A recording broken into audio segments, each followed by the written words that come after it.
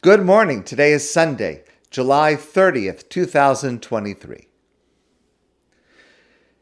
The famous verse in this week's Torah portion that we repeat all the time, V'achalta, and when you eat, V'savata, and you are satisfied, Uve'rachta Hashem Elokecha, then you should bless Hashem, your God. This obligation to recite this bracha, this blessing, is the only blessing that is explicitly commanded in the entire Torah. And this is, of course, Birkat HaMazon, the benching, the grace after meal, the prayer that we say after we've had a meal that includes bread. This mitzvah is the proper way to end a meal.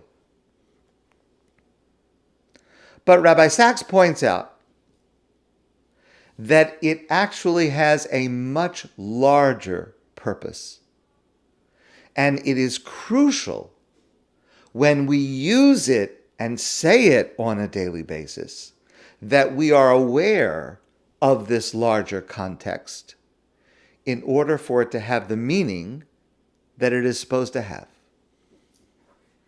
The genius of the Torah is the way in which it spoke to the Jewish people.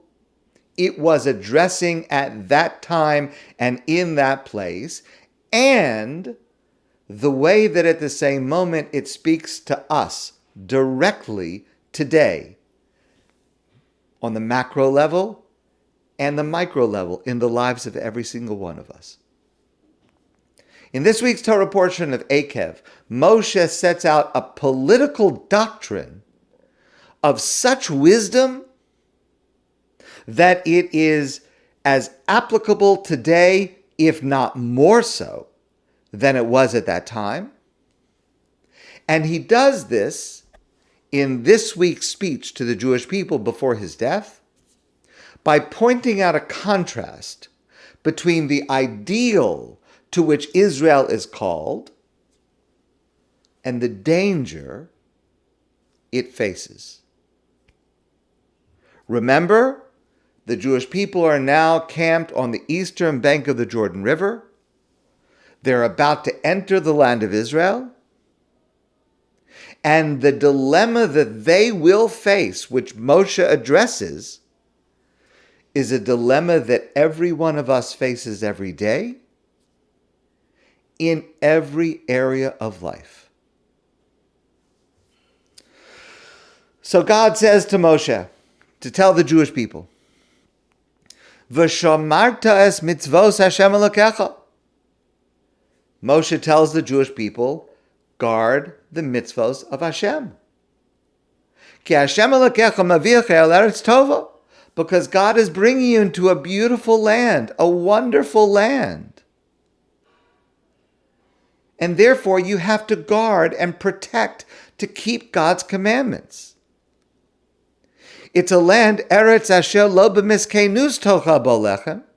It's a land that you will not lack for anything in this land. Lo sechsar kolbo. You won't miss anything. Nothing will be limited. You won't miss anything. You will have everything you need in this land. That's the promise. That's the ideal. And as a result of that, God says, V'achalta, and in this land that God is giving you that is so good, and because you are observing God's commandments, V'achalta, when you eat, V'savata, and you will be satisfied, Uve'raktas Hashem Elokecha, and you should bless Hashem your God for this great land that God has given you because you are keeping His commandments. And now comes the danger. Hishomer lecha.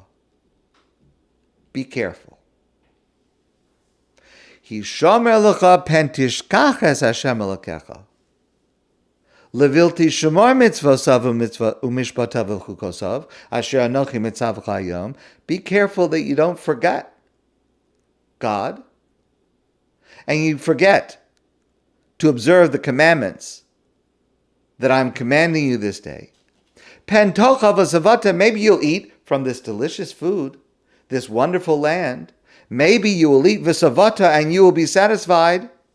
Ubatim tovim tivne v'yashavta, and you'll build beautiful homes and you'll dwell in them. Uvakarcha v'tzoncha yirbiyun, you'll have wealth. Your flocks will increase. V'kesav v'zav yirbelach, you'll have gold and silver. V'chol asher lecha yarba, everything that you have will increase. V'ram levavecha, but your heart will start to get arrogant, puffed up. V'shachachtas Hashem Elokecha, and you will forget God, Hamotziacha me'eretz Mitzrayim mibeis avodim, who took you out of Egypt and from a house of slavery. V'amarta, and you will come and say, V'amarta bilvavecha, you'll say in your heart, Kochi, it's my strength. V'otzim yadi, and the strength of my hands, I did it. I'm responsible. God had nothing to do with it. I worked hard. I developed my strength. I developed my capacities. I used my ingenuity, my creativity, my intellect, my power. I did it. V'zachartas Hashem Elokecha. No, you need to remember that it's God. Ki hu had no saying l'cha koach lasos chayil. It is God that gives you that strength. Laman hakim espriso asher nishba lavosecha kiyom hazeh, and that is based on the condition that you are going to keep up your end of the bargain, your end of the covenant, which is that you are going to observe the commandments.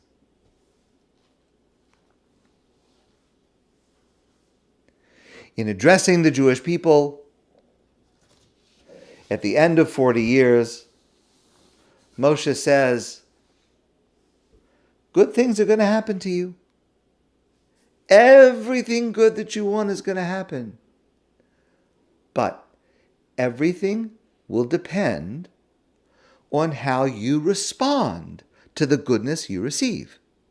Either you will eat and be satisfied and bless God, remembering all of the good things that come from God, or you will eat and be satisfied and forget to whom you owe all of this. You will come to think, Kochi, v'otzem yadi, my power and the strength of my hands have produced all this wealth and goodness for me. And Rabbi Sacks explains, in other words, Moshe is saying, you may think, Jewish people, and Michael Whitman and every single individual, you may think that traveling through the desert for 40 years, enduring the slavery in Egypt, passing through all the difficulties of the 40 years in the desert, you may think that at the end of 40 years in the desert, all the hard times are behind you. You wandered. There were times you didn't have food. There were times you didn't have water. There were times that you were exposed. You were attacked by your enemies. You may think that this was the real test, that you made it here to the eastern bank of the Jordan River. And now it's going to be smooth sailing. You made it. You crossed the desert. It's not true, Moshe says. It's not true. The challenge starts now. The real challenge is not poverty, but affluence. Not slavery, but freedom. Not homelessness, but home. How do we act when we have a home? When we have freedom? When we have affluence and power?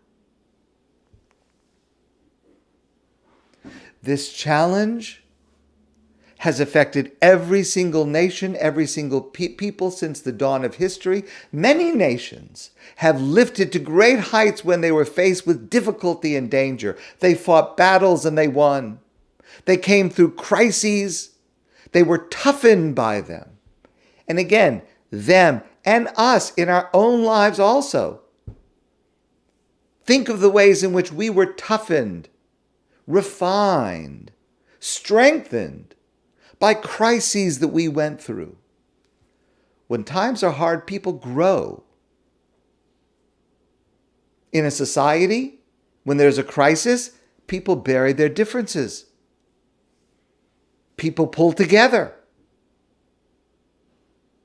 Many people who have lived through a war or a pandemic know this.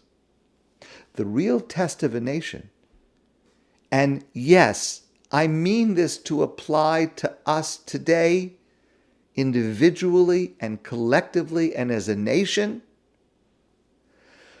The real test of a nation is not if it can survive a crisis, but if it can survive the lack of a crisis. Can it stay strong during times of ease and plenty, power and prestige? That's the challenge that has defeated every civilization known to history. And Moshe says, don't let this happen to you. And again, it is happening around us today. It happens to every one of us in every area of life. And it has happened in our history. And though this is not my topic for today, it seems to be happening in Israel today as well. So Moshe's forethought, speaking before any of this happens, setting out this dilemma, is stunning, because the pages of history, even our own history, are littered with the relic of nations that seemed unbeatable in their day. And they eventually declined and fell into oblivion, always for the reason that Moshe foresaw. They forgot. Memories fade. People lose sight of the values they once fought for.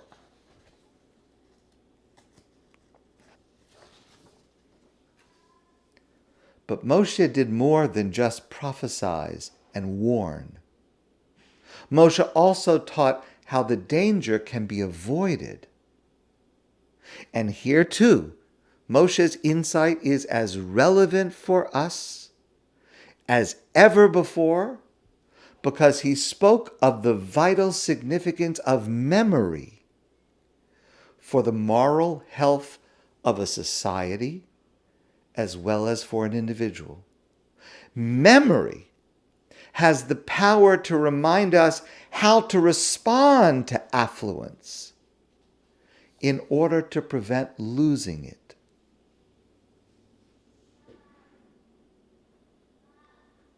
Rabbi Sacks closes, civilizations begin to die when they forget. Israel was commanded never to forget.